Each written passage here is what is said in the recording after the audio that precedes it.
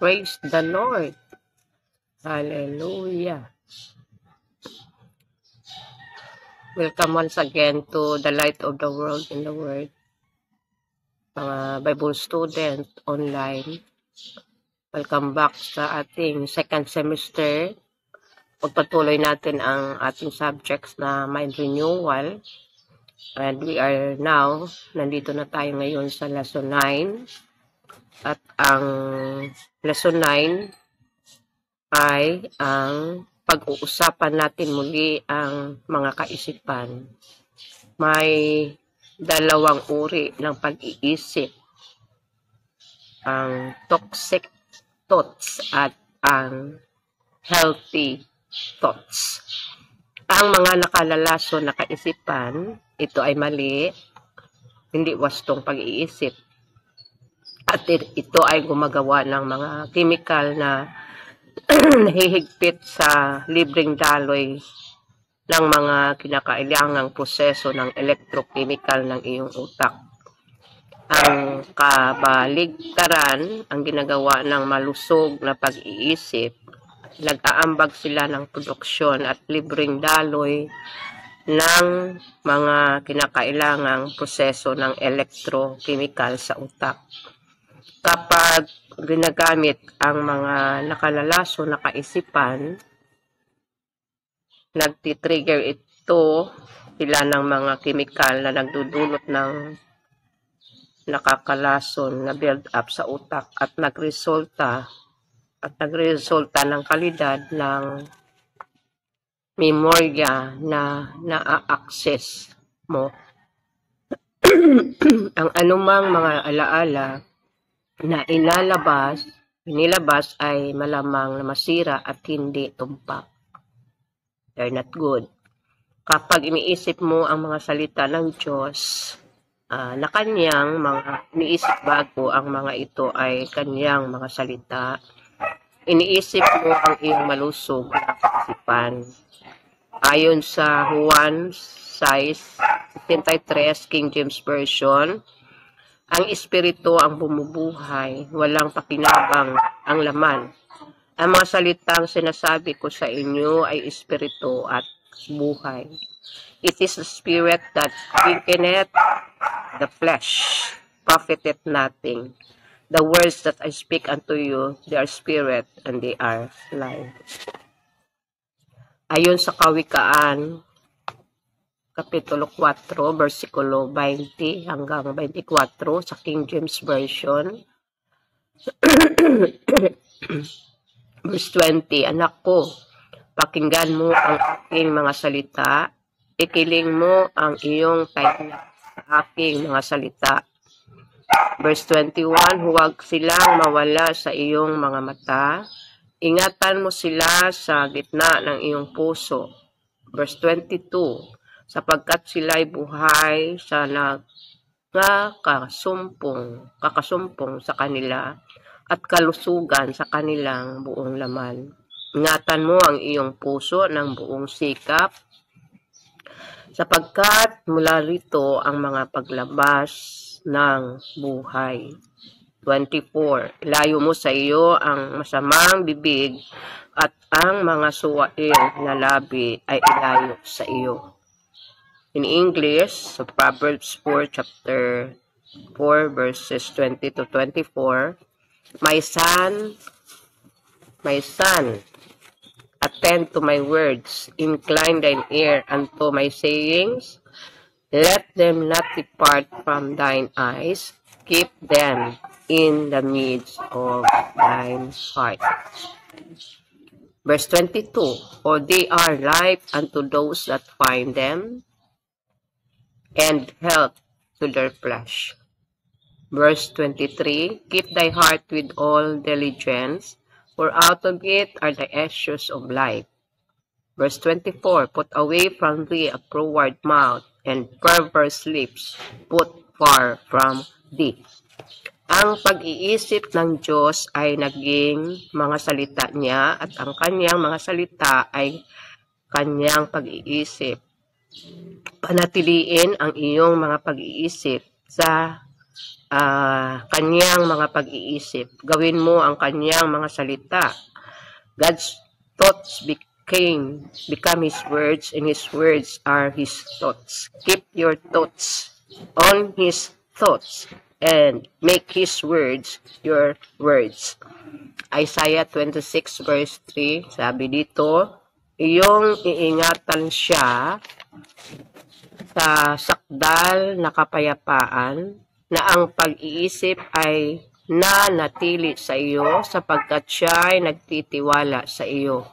In English, Isaiah 26 verse 3 sa King James Version, thou wilt keep him in perfect peace, whose mind is stayed on thee, because he trusted in thee.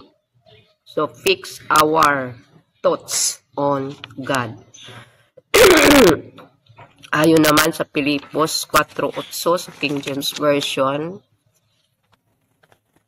sa wakas, mga kapatid, anumang bagay na totoo, anumang bagay na matuwid, anumang bagay na dalisay, anumang bagay na kaibig-ibig, anumang bagay na mabuting ulat, kung mayroong anumang pagpuri, isip mo ang mga bagay na ito. In English, Philippians 4 verse 8, finally, brethren, whatsoever things are true, whatsoever things are honest, whatsoever things are just, whatsoever things are pure, whatsoever things are lovely, whatsoever things are of good report, if there be any virtue, and if there be any praise, think on these things. Kung paanong maaari mong piliin mag-isip ng healthy thoughts na mga salita at magsalita ng healthy na mga salita, maaari mong piliing mag-isip ng hindi malusog, o kung ano ang tawag ni Dr. Leaf. Siya nagtawag nito na toxic thoughts, and speak unhealthy or toxic words. Pumili ka man ng isang malusog na pag-iisip at salita, isang nakakalason na kaisipan at salita, ikaw ay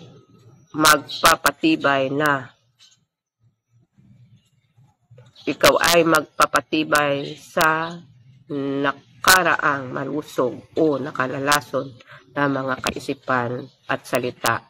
Dapat nating tandaan ito kapag nakikipag-usap sa iba o sa ating sarili. Kung naniniwala sa Biblia, dapat kang maniwala sa na magkaroon ng anumang sasabihin mo. Marcos 11:23. Ang mga kaisipan at salita mo at salita na sasabihin mo sa iyong sarili o sa iba ang maging sukatan ng iyong matatanggap. Hayaan mong ipaliwanag ko ito. Kapag magsasalita ka ng positibo, malusog mga salita, pagkatapos mag-isip ng mga positibong, malusog na kaisipan sa iyong sarili, tataas ka sa antas ng iyong mga salita. Ikaw ay magiging kung ano ang iyong iniisip at sinasabi. You will become what you think and what you say about you. Sa katunayan, ikaw na ngayon ang resulta ng iyong naisip at sinabi tungkol sa iyong sarili. Like saying to yourself, I am a new creation. All things are passed away. All things in me are new. All things in me are of God. Maaaring inuulit mo ang salita or ang sinabi ng iba tungkol sa iyo, ngunit hanggang sa maniwala ka sa kanilang sinabi, walang epekto sa iyo ang kanilang mga salita. Sa sandaling naniniwala ka sa kanilang mga salita at nagsimulang mag-isip ng kanilang mga salita at magsalita ng kanilang mga at magsalita ng kanilang mga salita tungkol sa iyo, pagkatapos ang kanilang mga salita ay naging iyong mga salita at natanggap mo ang iyong pinaniniwalaan, ang iyong kaisip at nagsalita tungkol sa iyong sarili. So huwag mong isipin ang salitain na kanilang sinasabi. May mga anak na may mga magulang na nagsasalita ng mga negatibong bagay tungkol sa kanilang dalawa. Piliin nilang isa na maniwala sa sinabi ng mga magulang tungkol sa kanila at naging ganun. Ang iba ay naririnig ang parihong mga salita ngunit determinadong huwag maniniwala sa kanila at patunayan ang mga magulang na mali dahil hindi nila tinanggap ang mga salita ng kanilang mga magulang bilang kung sino talaga sila. Dapat din nitong ipakita sa iyo ang sinasabi mo tungkol sa iba ay may paraan para bumalik sa iyo. Ito ang tinatawag na paghahasik at pag-aani or sowing and reaping. Kadalasan, ang mga tao ay nagiging kung ano ang sinasabi nila tungkol sa ibang tao dahil iyon ang madalas na naisip nila. Isa pang phenomena ang nangyayari dahil din sa mga salitang sinasabi ng mga tao tungkol sa iba. Kapag palagi kang nagsalita ng negatibong, hindi malusog o nakakalalason na mga salita sa isang tao, ang taong iyon ay nagiging kung ano ang sinasabi mo tungkol sa kanila, sa iyo. For example, kung palagi mong sinasabi na ang isang tao ay may masamang ugali sa iyo kahit na wala silang ganun sa iba, nakuha mo ang sinasabi mo, mahalaga na sabihin mo ang gusto mo, hindi lang sabihin kung anong meron ka. Tawagan ang mga bagay na hindi kahit na hindi sila. All things that are not as though they were. Stay positive and have a healthy thoughts, not a toxic thoughts. Yes, Lord. Thank you. Thank you, Lord. Thank you for making us the person that you want us to be. Thank you in Jesus' name. Amen.